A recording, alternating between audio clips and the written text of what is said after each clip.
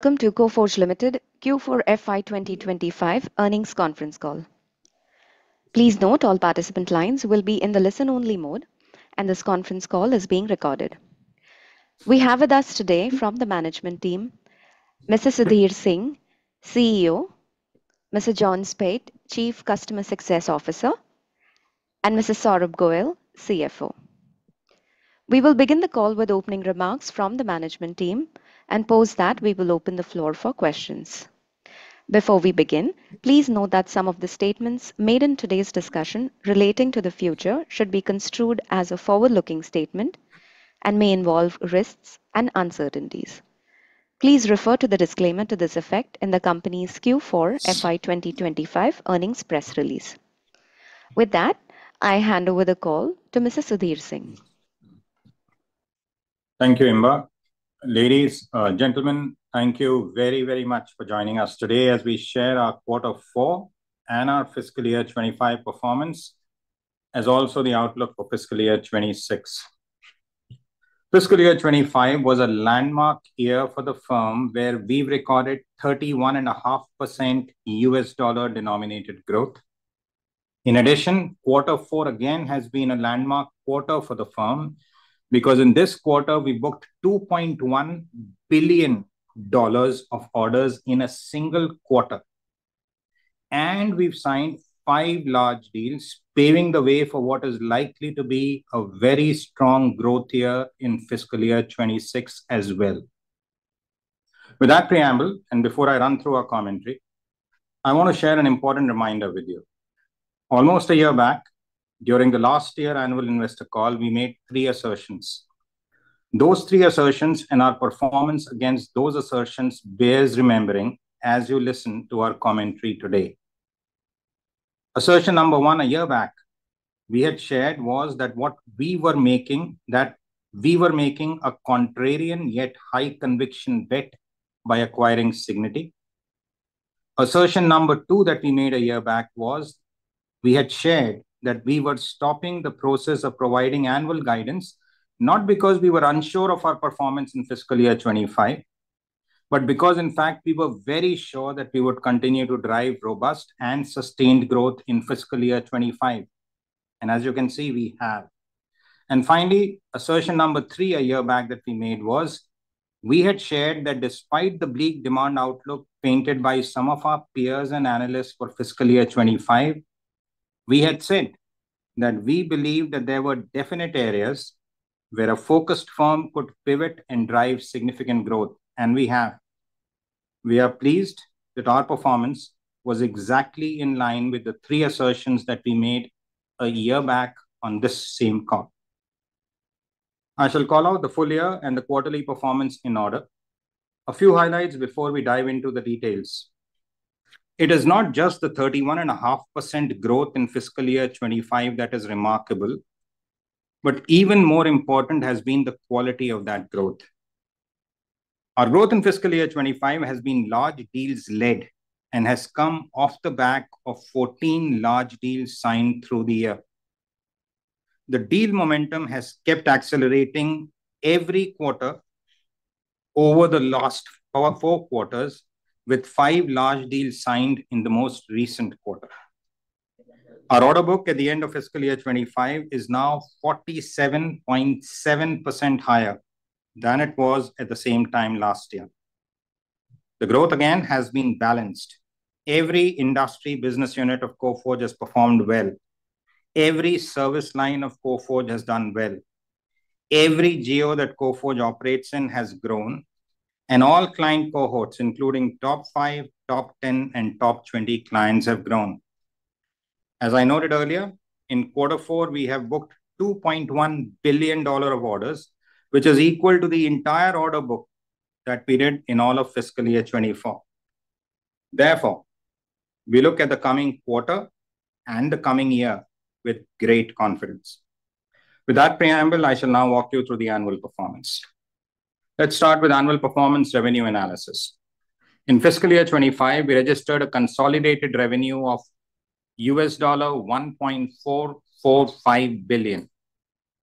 We clocked a revenue growth of 31.5% in US dollar terms 33.8% in Indian rupee terms, and 32% in CC terms. Our ability to drive growth in tough macros was aided significantly by growth across each one of the industry verticals that we operate in. The growth was led by the travel vertical, which saw 33.7% year-on-year growth, followed by government outside India vertical, which saw a 27.1% year-on-year growth. The banking financial services vertical through the year grew by 20.4%, and the insurance vertical grew 13.3%. Other emerging verticals, including healthcare and retail, grew by 67.9% in dollar terms. On the margin front, annual performance commentary is as follows. The adjusted EBITDA margin came in at 18% for the year.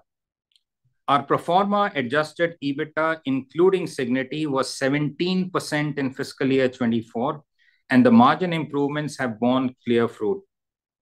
Our reported EBITDA was at 13%, and our margin improvement efforts have assured us that our EBIT, reported EBIT, shall expand materially in fiscal year 26.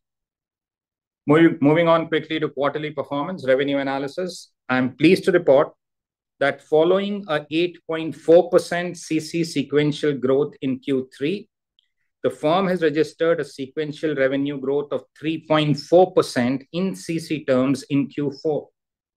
In USD and INR terms, the sequential growth was 3.3% and 4.7% respectively. The growth during this quarter was led by the BFS vertical, which has grown 13.4% sequentially in dollar terms. Our travel vertical grew 7.5% sequentially, and the government outside India vertical grew 8.5% sequentially in dollar terms. Other emerging verticals declined 8.3% QOQ in dollar terms. Our top 5 clients and our top 10 clients declined 5.9% and 4.6% quarter on quarter. You will recall they had grown 13.5% and 14.4% sequentially last quarter. It is important to note that our top 5 clients and our top 10 clients have grown by 12.1% and 15.1% respectively over the same quarter last year, and these relationships continue to be very robust. We expect very robust growth to return to this client cohort in the coming quarters and through fiscal year 26. Order intake commentary is as follows. Q4 was an outstanding, I repeat, absolutely outstanding quarter from both an order intake and the number of large deal closure perspective. During the quarter, we signed 5 large deals. The velocity and median size of large deals signed by Coforge has been increasing over the years, and I've remarked upon it often. I shall reflect more upon this in my concluding remarks. The total order intake during Q4 was an exceptional $2,136 million. We have closed fiscal year 25 with the highest ever recorded order intake of $3.5 billion, and this metric is up 75.1% year on year. The executable order book, which reflects the total value of locked orders over the next 12 months, now stands at a record $1.5 billion. This number, some of you might recall, was only $1 billion a year back and has witnessed a 47.7% growth. On the people front, our total headcount at the end of Q4 stood at 33,497. We saw a net people addition of 8,771 people during the year and 403 during the quarter. Utilization during the quarter stood at 82%. Last 12-month attrition for the quarter fell further and is now at 10.9%. We remain, as always, one of the lowest attrition firms across the industry. With those comments, I will now hand over the call to John Speight, Chief Customer Success Officer of Coforge, for providing insights into our operations and capability creation. Over to you, John. Thank you, Sudhir. I shall now touch on the quarter's highlights related to our delivery operations, starting with the progress on our AI and Gen AI capabilities. Q4 saw significant progress on the implementation of our AI-led solutions. We now have over 200 real-world solutions developed and deployed. All of these solutions, frameworks, and assets are available to our clients via the Coforge Quasar AI Marketplace. I will now share some examples with you. We implemented a Gen AI-infused solution for a large US insurer that enabled the automated extraction of policy and claims data for insurers, integrating seamlessly with platforms such as Duck Creek and Guidewire, delivering 30% operational efficiency. For another US insurance company, we based 1 million documents a year, significantly enhancing data extraction accuracy, quality, and speed. In the travel sector, for a major European transportation company, we implemented an AI-powered solution that provides real-time insights on next best actions during customer calls.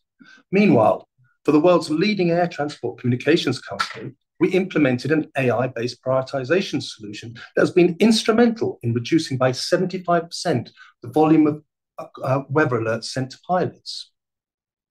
Agentic AI is driving a lot of interest in the market currently, and we are actively building capabilities in this area to deploy agentic AI solutions. For example, we are developing an agentic AI-based product catalog solution for a major US building products distributor to improve their B2B sales effectiveness. We've also used the NVIDIA MIMO framework to develop our model lifecycle as a service offering. This enables organizations to build out their own proprietary AI and Gen AI models within managed secure environments, enabling them to safeguard their IP and enable data confidentiality embedded within their proprietary models. Within Coforge, our engineering teams are leveraging tools such as GitHub Copilot across the software development lifecycle, achieving more than 30% reduction in time and cost on large modernization programs.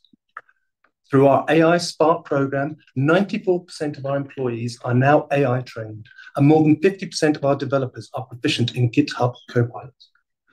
Moving on to partnerships, I want to share a couple of highlights this quarter. In collaboration with ServiceNow, we launched the Coforge Generative AI Center of Excellence, COE. It will focus on developing agentic AI solutions that help customers accelerate their ServiceNow adoption journey. Areas of focus include payments processing, fraud detection, dispute management, and digital operations resiliency. Coforge and ServiceNow have also partnered to accelerate AI-powered dispute management. In March, we delivered for a US-based branded payment company the first dispute management solution on the ServiceNow platform. In the cybersecurity space, we have achieved Tier 1 MSSP status for Zscaler on the back of a successful client implementation of their Zero Trust architecture, the latest being for a telecommunications service provider.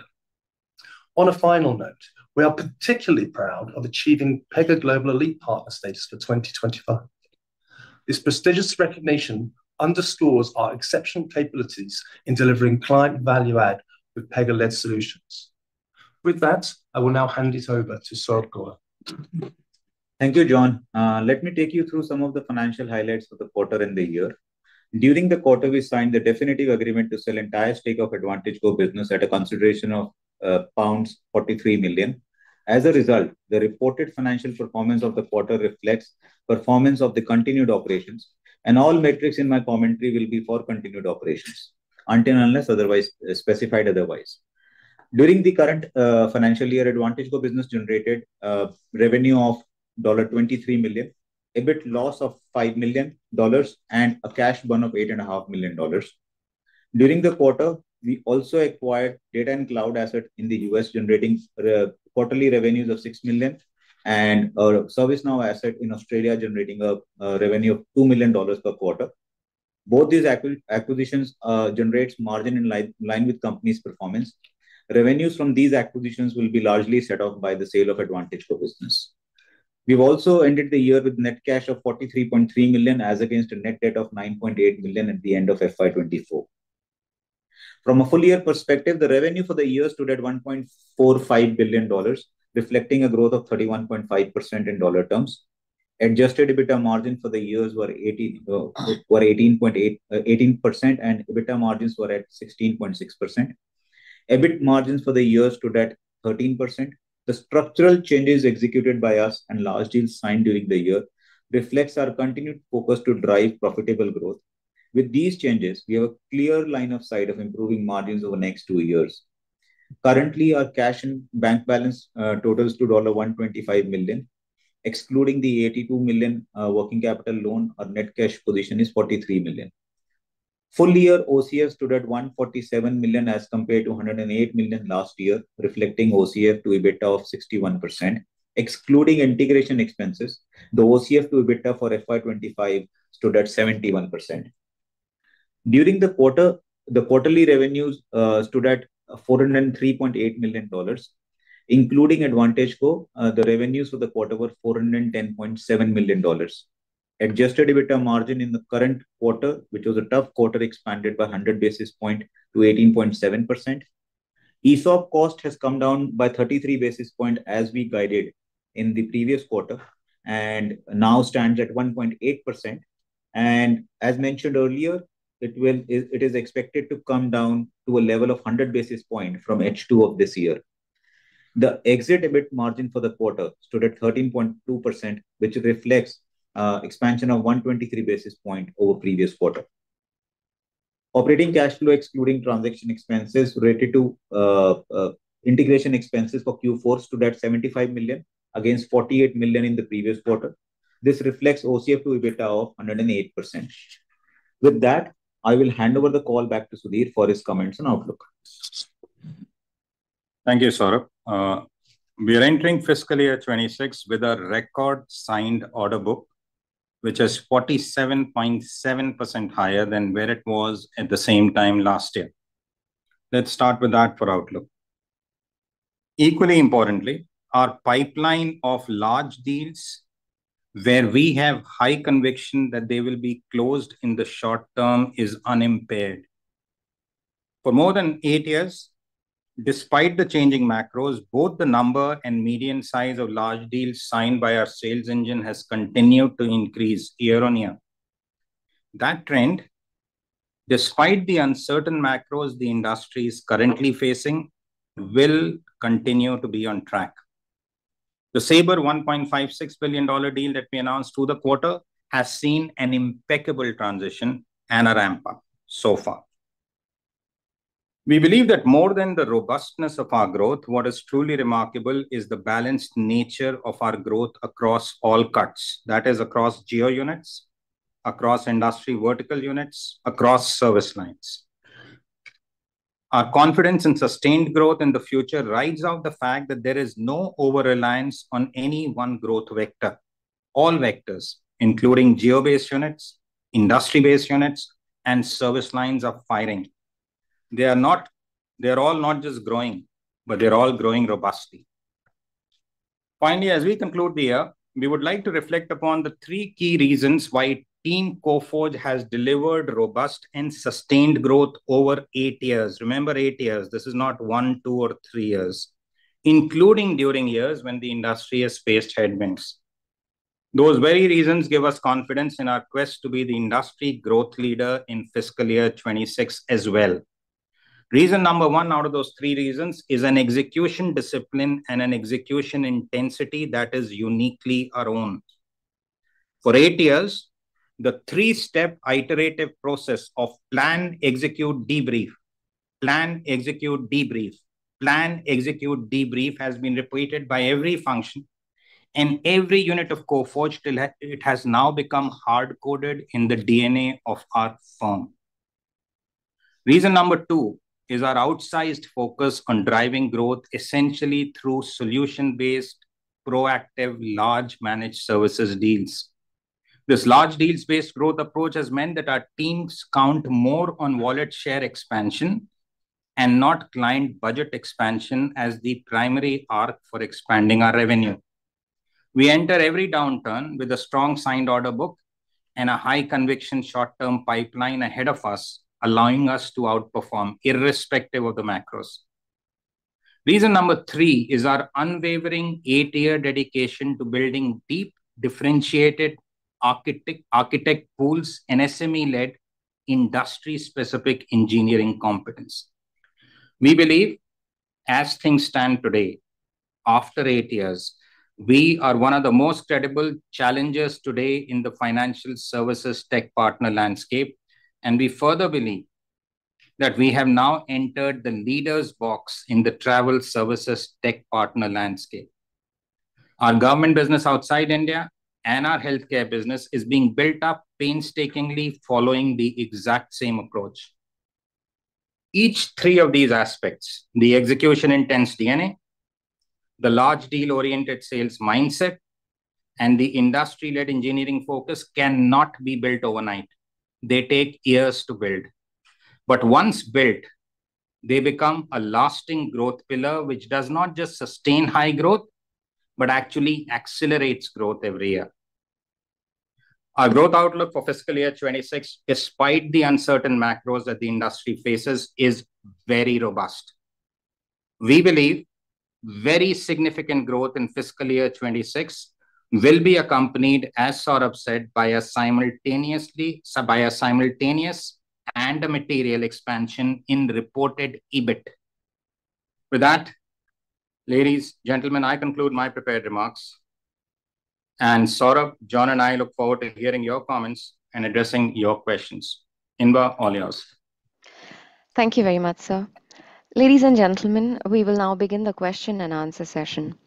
Anyone who wishes to ask a question may click on the raise hand icon from the participant tab on your screen. We request our participants to please restrict your questions to one per participant. You may rejoin the queue for more questions. We will wait for a moment while the question queue assembles.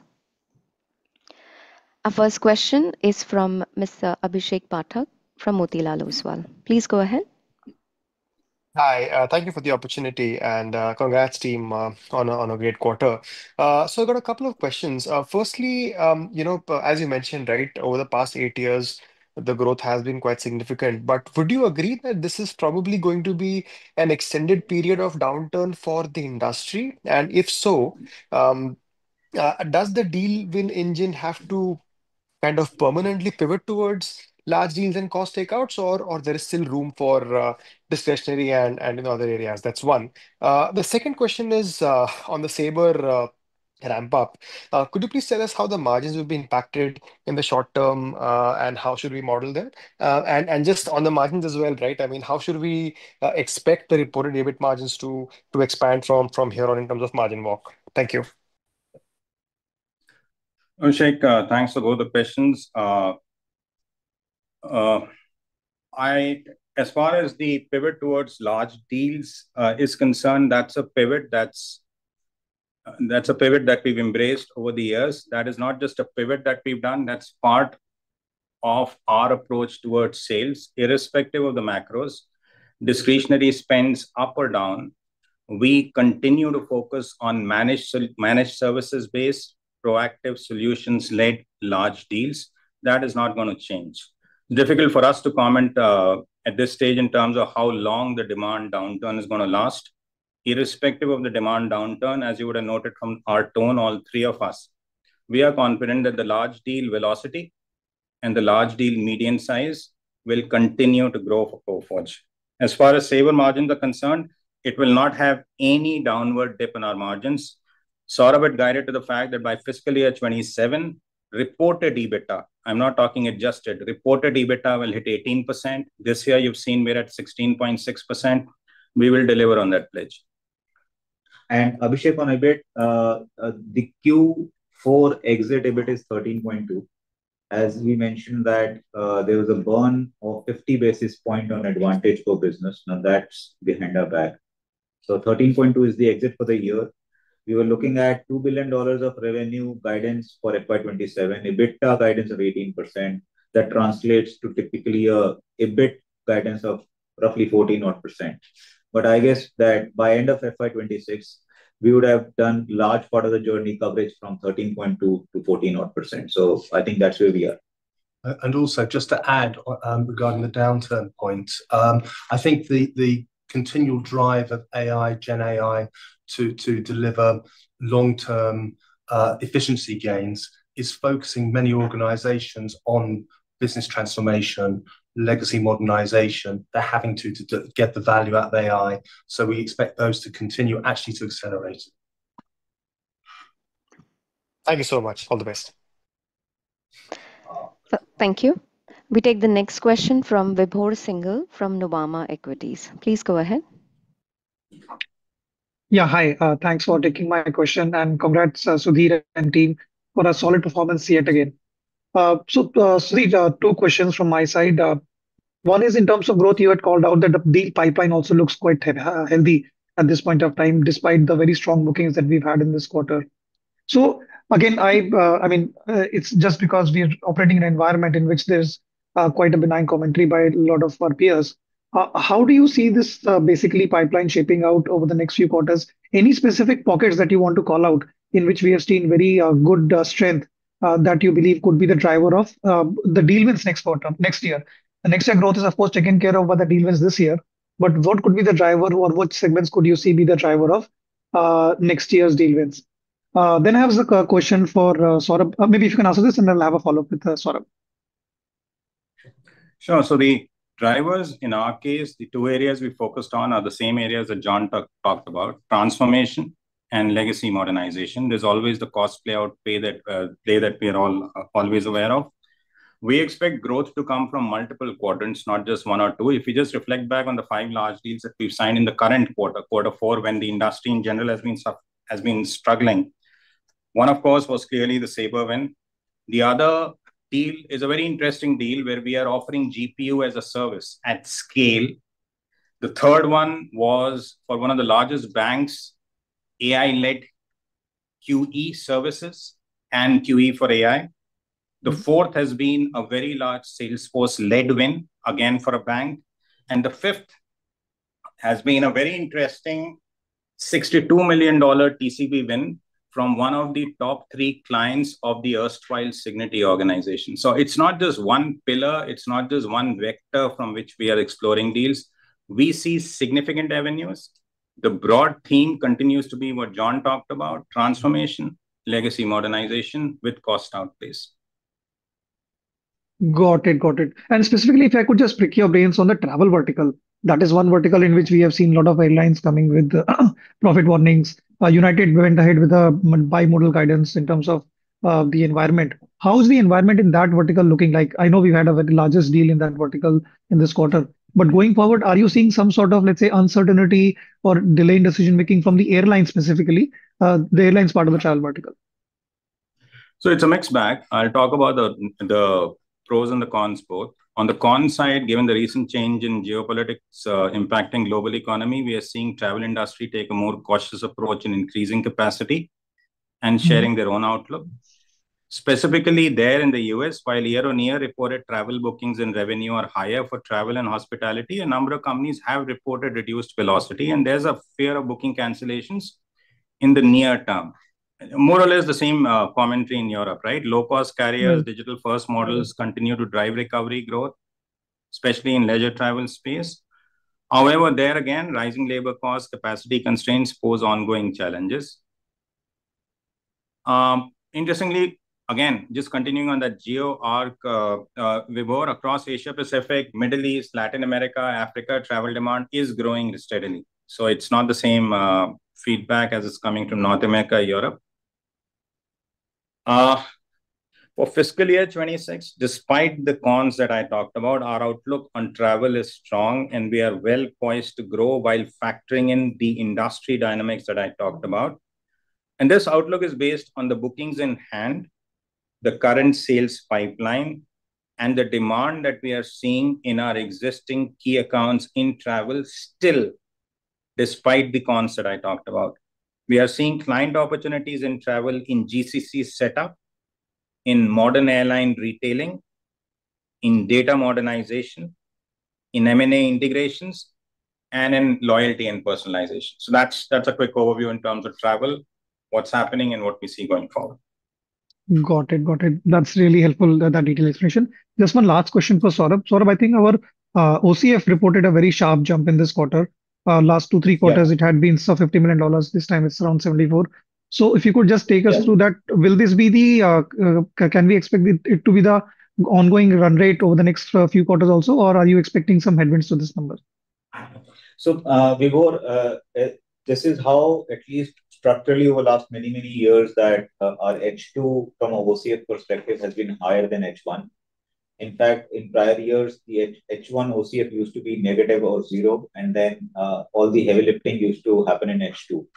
So current year also in H1, our OCF was low, largely because of QIP expenses. If we knock that off, the OCF we started the year with 30 odd percent OCF, and then which went up to 100 odd percent, so that we ended up delivering 77% OCF for the year. I guess on an ongoing basis, we believe that anywhere between 67 to 70% OCF is what we would generate in the business with the kind of growth that we are seeing. And that would have the normal seasonality that the first half will be weak and the second half will be stronger. Absolutely. We are trying everything to make sure that it is smoothed out to an extent, but then there are certain structural things which result in heavy payments happening in Q1 and Q2, resulting in OCF to be lower in Q1 and Q2. Got it. Got it. Great. Thank you so much for taking my questions and wish you all the best. Thank you, Thank you. Vibhav. We take a next question from the line of Ankur Rudra from JP Morgan. Please go ahead. Hey, thank you. Maybe just wanted to talk about the outlook to start with. Mr. Ankur Rudra? Hi, can you hear me now? Yes, yes. Okay, thanks. So yeah, thanks for taking my call. I wanted to get a sense of the outlook outside of the Saber deal. We understand that will be a significant component of the growth outlook. But outside of that, if you can share, how does the overall momentum look like given the environment has probably weakened a bit? And if you can give us any kind of update about the medium-term target of hitting $2 billion in revenues. As I said, Ankur, we do not believe that the velocity of large deal closure, and in Q4, as I just shared, we signed 5 large deals. Saber was only one of them.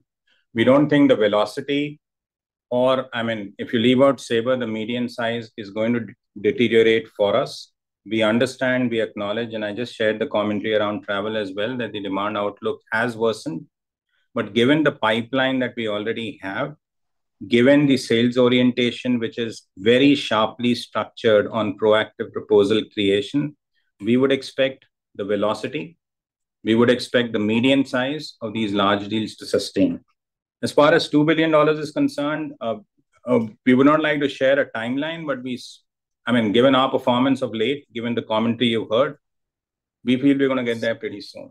Actually, let me make that very soon without qualifying what the very is. Understood. And there is no risk to that number for F27 that you previously stated, right? Given the weakness in the short term, and you're saying very soon. Oh, no, I don't think there's any risk at all to fiscal year 27 getting to 2 billion. The intent will be to get there faster. We'd be a little disappointed if it took us all of fiscal year 27 end to scrape by to $2 billion. Understood. In terms of the near term, if you can comment it, anything about revenue conversion from all these large deals, anything to note given some of the weaknesses you might be seeing on travel side, which you've acknowledged? Nothing of concern. The immediate quarters are going to be very good, as will fiscal year 26. Appreciate it. Thank you. Thank you, Uncle. Thank you. Our next question is from the line of Manik Taneja from Axis Capital. Please go ahead.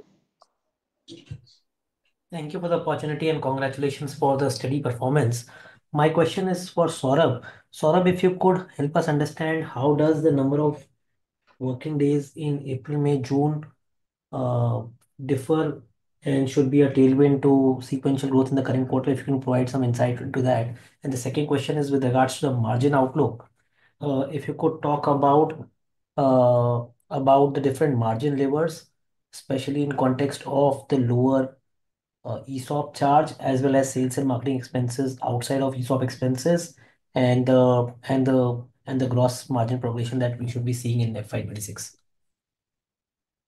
Okay, so a couple of things. One, when we look at number of days, so yes, there will be leverage coming in, and that's why I said that between Q3 to Q4, it was a tough quarter, and there were lesser number of days. Even then, we did a 100 basis point margin expansion in the current quarter. Number one. Number two, like you remember that we had given wage hikes in Q2 last year. So again, it's not happening in Q1 for sure this year. which means that there is no depression on margins that is going to come in quarter one. And we believe that we will be able to sustain margins that we are delivering now. And to the extent of the adjustment that can happen, would happen on account of visa costs that gets paid upfront for the whole of the year. Apart from that, we believe that the EBITDA margins or the gross margin should hold, or gross margin should marginally expand. So that's number one. Number two, from a lever standpoint, 13.2 is the EBIT exit in quarter four.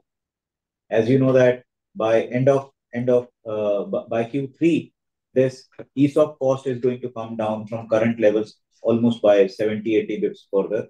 That is going to flow down into EBIT number in Q3, which will get marginally set off with whatever wage hikes will happen at that point in time. But we believe that between 13.2 to 14% EBIT guidance, at least that we have, a large part will get covered this year, largely on account of structural changes that have happened in the business, wherein the scale lever will start playing in. The large deal expansion with no depletion in gross margin will start playing in. And that's why we believe that whether it is gross margin or EBITDA margin or EBIT margin should sustain and should expand materially over the next couple of years. Sure, that's helpful. And if I can chip in with one more question, if you could clarify on the segmental margins for Asia, they appear to be the highest in several quarters. If you could help us understand what drove the big upswing in terms of segmental margins in this geography. So what has happened is that Australia as a geography, and so a large part of that revenue comes from Australia, and it comes from ASEAN. These were two regions which earlier were not doing well, but over the last couple of years, or maybe I would say 18 odd months, the correction in Australia happened because of the investments that we had made there and the new leader that was hired almost 2 years ago, and that margin had already improved. Now the ASEAN business has also started firing, and there was some small part of the business which was not doing well. Even that's behind us. So smaller geography, not a significant impact on the overall numbers, but yeah, I think there were certain areas which were stressed, which are now behind us. Thank you and wish you all the best. Thank you. Thank you. Our next question is from Dipesh Mehta of MK Global. Please go ahead. Yeah, thanks for the opportunity. Couple of questions. Just want to understand about utilization. How one should understand our optimal utilization range? I'm looking at. We can't hear you, Dipesh. Dipesh, can you get closer to the mic, please? We can't hear you clearly. Is it better now? Yeah, it is. Yeah, so my question is about utilization. What is the optimal utilization range you are looking for? And in the context of, if I look headcount addition, it is roughly 1% this quarter, where we are expecting some of the large deal ramp up to play out in next few quarters.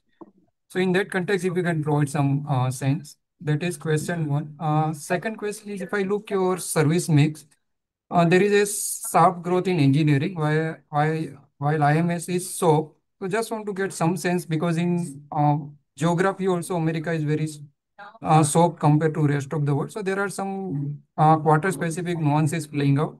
If you can provide some color around. Thanks. So Dipesh, utilization, we are at 82% for the quarter. We think that's a good number because in our utilization, we count freshers as well. The second question was around headcount, is it? Yeah. What was that specific question? So second question was on the headcount. So see, headcount addition for the large deal ramp up had started happening Dipesh last quarter itself, which is Q3. And it was getting added over a period of time. So that is why you see the current headcount addition. And over next few quarters also, you will see material headcount addition that will be happening. Also, the other thing you have to note around headcount is, while we've declared a headcount addition of 400 odd, from that number, we've subtracted 600 people of AdvantageGo.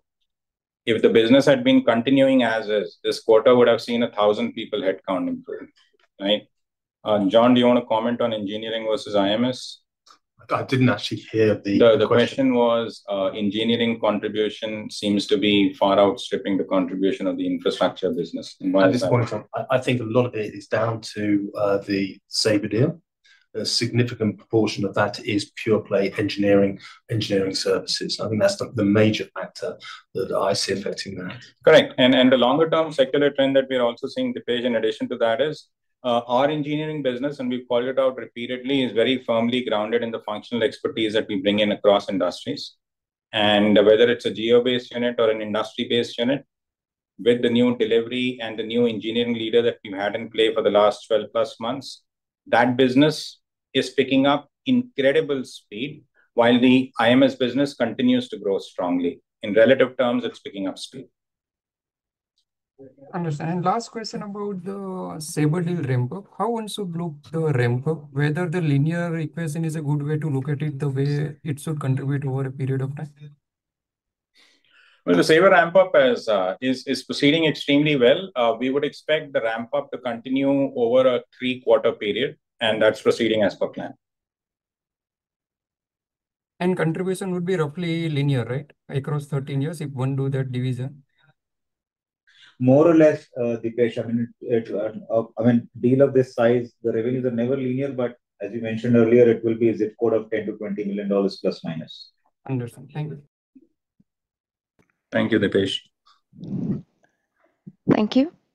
Our next question is from Abhishek Kumar of JM Financials. Please go ahead. Yeah, hi, good evening. Thanks for taking my question. First question is on Saber deal, and it's a question that is asked to us very frequently by investors. Given the financial situation of Saber, do we foresee any risk of ramp down or any challenge to receivables or receivable days? And if at all, any risk mitigation that we kind of use to protect ourselves?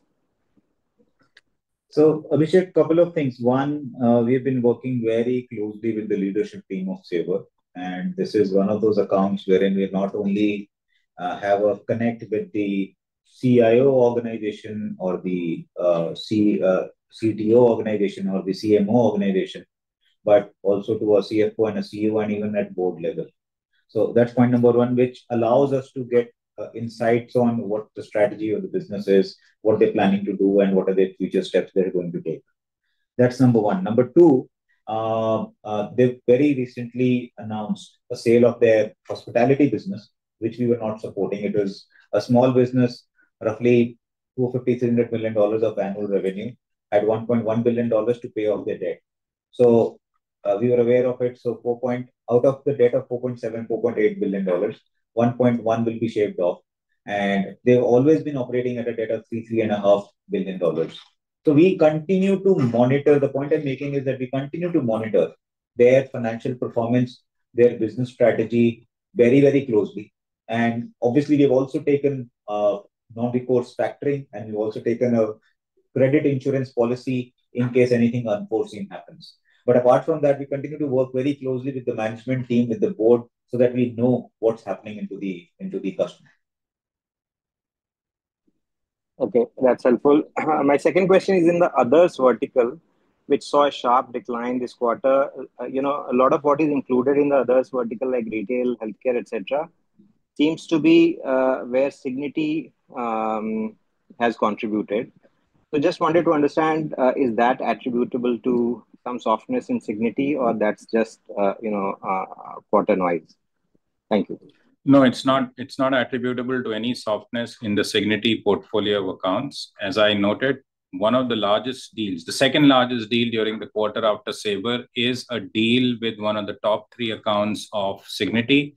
That is a $62 million, not 5-year, but a 3-year TCV deal.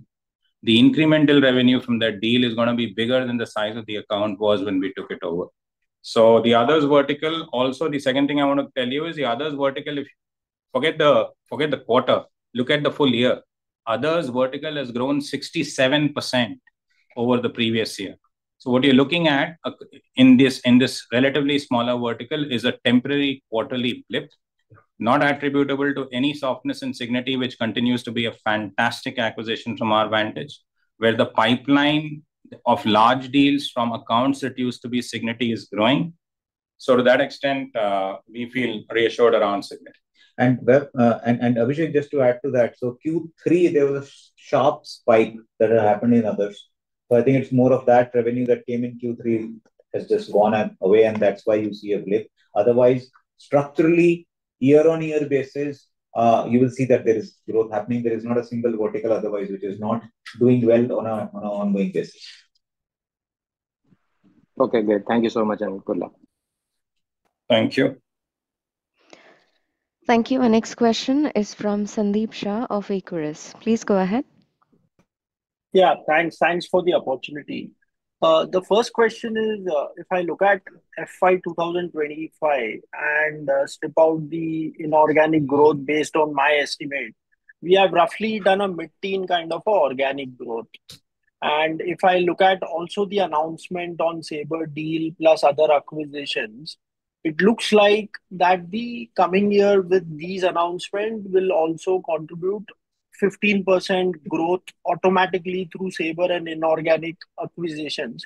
So is it fair to assume the growth momentum, what we have seen in FY25, which is upwards of 30%, can be maintained in FY26 as well?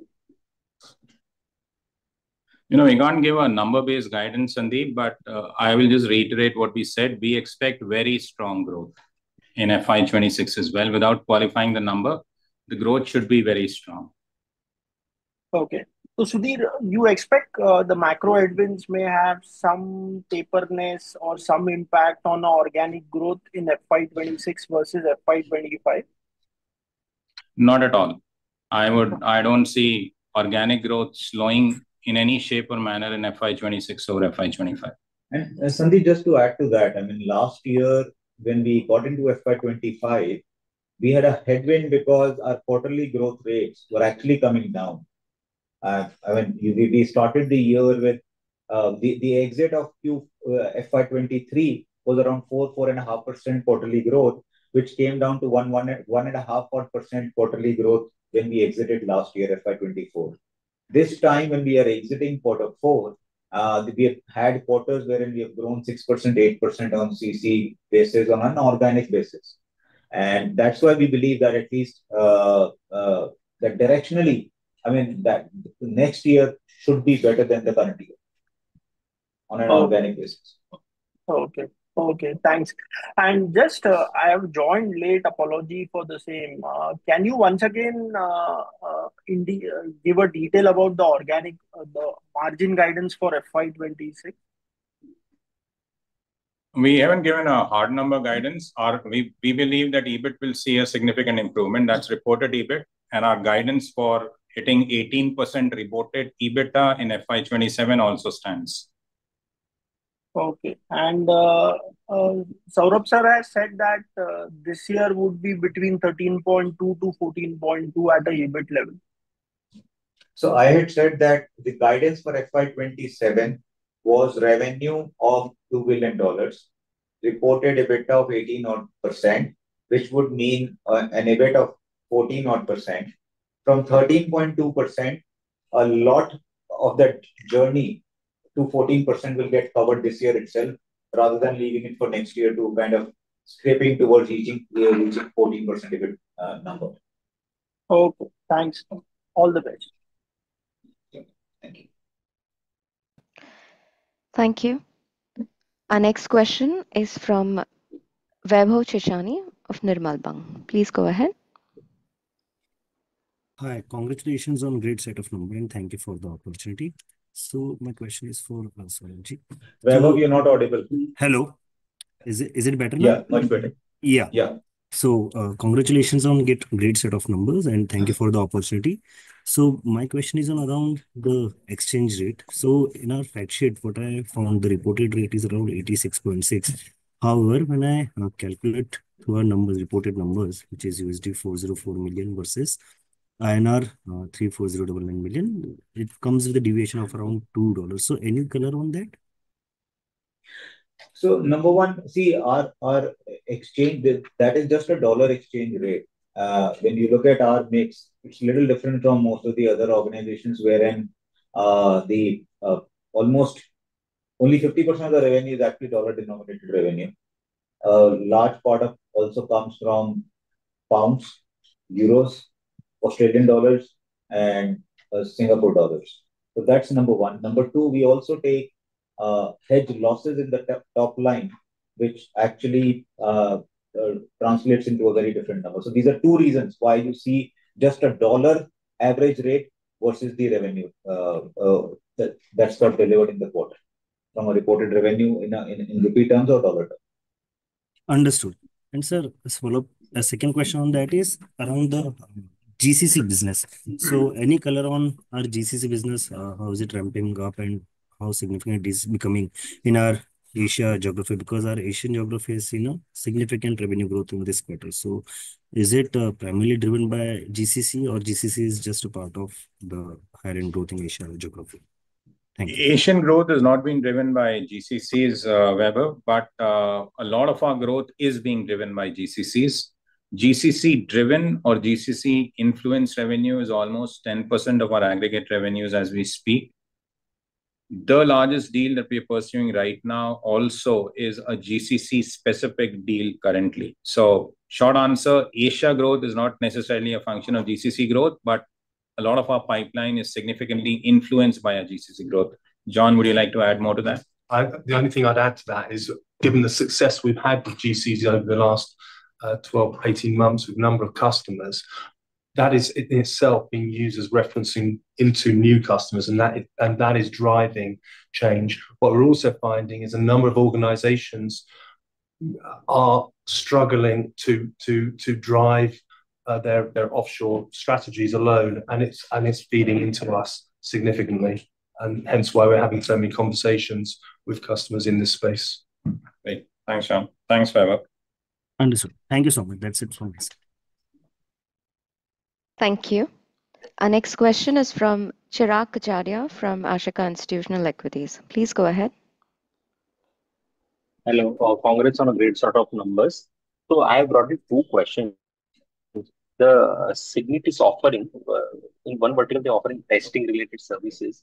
So how that particular division is now integrated in this consolidated entity and providing some synergy benefit to the existing business of the Coforge. And in the advent of this AI related disruption, how this related offering on real time basis will not get impacted by this AI related disruption and all. And second, what risk you see in FY26 and 27? Yeah. Cigniti QE, out of the 5 large deals that I talked about, 2 of the large deals were influenced by our AI for QE and QE for AI based offerings. That's a hard data point in terms of how successful the Cigniti business, especially the AI driven QE, has been. Second, in November this year, given our confidence around the AI suite in QE, we are organizing an event in New York City, 4 hours workshop, inviting every analyst there is in the world just to talk about the differentiation that we have built, which was part of our premise around acquiring Cigniti in this space. Third, the Cigniti QE team has been fully integrated into the Coforge unit. There is no longer internally, if you look at us, a standalone Cigniti team. QE is now a horizontal business unit. It is run by Mr. Raghu Krovedi, who used to be the global delivery head of Cigniti earlier. As far as the risks are concerned, no outsized risk that I can call out when it comes to the revenue. We haven't given a guidance, but the confidence that you hear in our tone, we believe we've considered most risk scenarios. We've most importantly considered the demand downturn that our industry is dealing with. And after baking all of that, we still feel extremely confident about what we've shared with you. I'm going to request John to layer on anything else to that. Yes, just one thing which we're seeing is the cross-sell, upsell opportunities into the accounts that have been onboarded as part of that acquisition. That is significant because that business that we acquired was 90% QE, small smattering of RPA, digital. But now we've got the full gambit of other engineering platform plays that actually can deliver value to those customers. And that we are very confident on leveraging. Thank you, Chirag. Thank you. Thank you. Our next question is from Vibhor Singhal from Nuvama Equities. Please go ahead. Yeah, hi. Thanks for taking my question again. Sudhi, just a question on the Saber deal again. I mean, more of a subjective kind of assessment, if I could ask you for. So, I mean, it's very seldom that we see a company of our size, mid-tier company, grab such a large deal. These large deals had always been the kind of forte of the large cap companies that we had always seen. You mentioned, of course, that this was a long-standing client. We've had a long-standing relationship, and our domain expertise in the travel vertical is also known. But is there a kind of a paradigm shift in which more and more companies like of our size are being called for large cap companies? Are in your pipeline, are there any more large deals that you are chasing? And are the customers now becoming more open towards, let's say, including more companies of our size into these large deals as compared to, let's say, 3 or 4 years ago? Yeah, thank you for the question, Vibhor. Well, our size, we believe we are within touching distance. It's a question of which year we touch $2 billion. We're no longer a small firm as we see ourselves and as our clients see us, with 33,000 engineers across the world, hopefully likely to be 50,000 pretty soon. It's a fairly significant cohort of engineering talent that we have. The Saber deal was won against two of the largest SIs in the world. When I look at the final shortlist of four, two of the folks who were against us were two of the largest SIs that do play within our industry. We believe the Saber deal was won not just because of our industry expertise in travel, but also because of the iterative series of workshops around the engineering solution that we delivered for Saber, which gave them comfort to choose us as their deep engineering partner for a 13-year period. So that's how we see this. When it comes to pipeline, there are a significant number of large deals in the pipeline, which are of a significant scale as well. John, do you want to add to that? Just the one thing I want to add is that what we're seeing, certainly in Europe, is a number of the segments proactively bringing in and even defining frameworks, which are their barriers to entry, to encourage engagements with an organization of Coforge's size. And quite often it is to break up those mega deals into smaller chunks and to de-risk and also to ensure outcomes are delivered. Got it. Thank you so much. That's for the detailed explanation. Just one last bookkeeping question from Saurabh. Saurabh, if you could provide some update on the Cigniti share swap proposal, what is the status? Where is the approval pending? And what is the timeline that we are looking for the full integration of Cigniti into our business?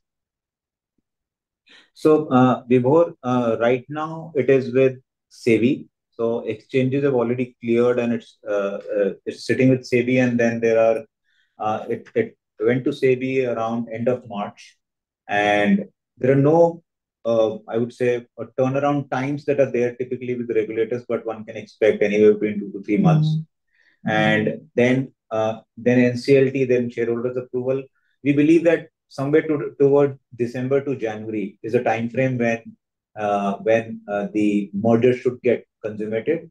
But having said that, as far as we are concerned from a business standpoint and from operations standpoint, apart from the fact that there are two separate listed legal entities running, the business synergies, the operational synergies have started flowing in already. And that's why you see the margin expansion, 100 basis point margin expansion on a pro forma basis over last year to current year, or a unit which was an asset which was $220 million in revenue, with 12% of EBITDA going up to exit of say 18% in the current quarter. I mean, is the result of synergies that have come in between both the businesses. Completely agree. So thank you so much. Thank you so much for taking my questions, and wish you all the best again. Thank you. Our next question is from Abhishek Pathak of Motilal Oswal. Please go ahead. Yeah, hi. Sudhi, just very quickly on the client complaint that it's been an ongoing issue for the past, I guess, 18 months. But just a brief update on that, and how do we expect to sort of close this? Thanks. Thank you for the question, Abhishek. The client complaint claims that a hacker tricked service desk agents into resetting employee passwords, allowing access to the client's customer loyalty database. It misrepresents the company's engagement terms role regarding the database, and the service desk agent responsibilities.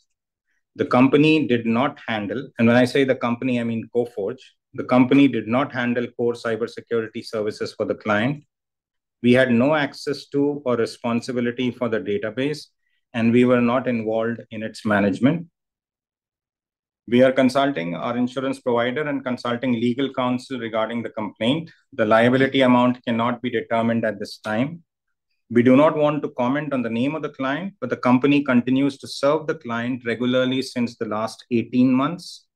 The client is not a material client of the company and does not form part of even the top 50 clients of the company. So that's an overview in terms of the complaint. That's very helpful. Thank you so much. Thank you. We take a last question from Prateek Maheshwari from HSBC Securities. Please go ahead.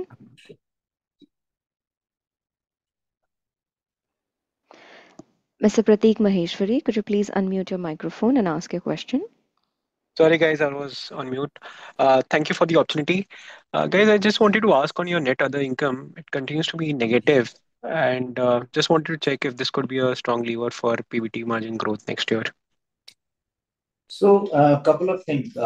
If you look at our presentation, so we have explained where the net other income is coming from. So there are two things there. Number one, there is interest on borrowings, which is there on the working capital. That's number one. And then there is lease discounting, which is standard because of right of use of assets that's being created.